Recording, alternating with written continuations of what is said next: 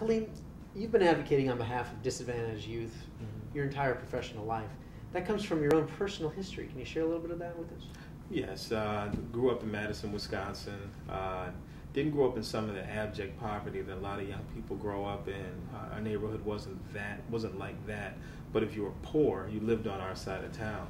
And came from a working class family. My aunt raised me along with my grandmother and aunts and others in the neighborhood.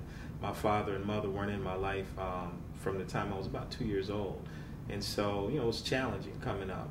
Now, you were supposed to get a track scholarship to college. What happened? Was a good athlete, football, track. Was supposed to get a football scholarship, and I had several looking at me, but my grades were terrible. And I was never told that you had to have a certain SAT score or a certain GPA in order to, make it to college. Now, you're involved in a new project that's focused on helping young black men succeed academically and in life. Tell us just a little bit about that.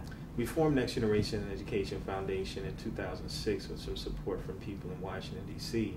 And the objective was to, number one, figure out how we can educate and support young men through high school, going into college, really encourage them along the way, but also ensure they would successfully complete college.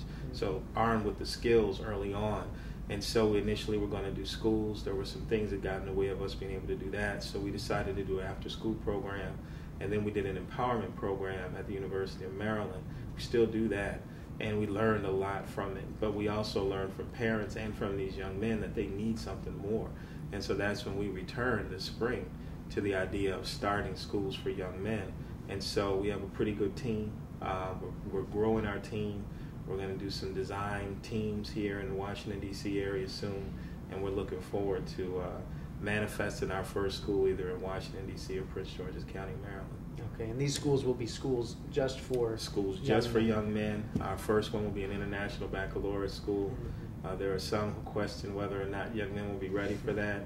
You have to remind people that I was one of those young men who, on paper and in the face of it, you would not think was ready for a rigorous education.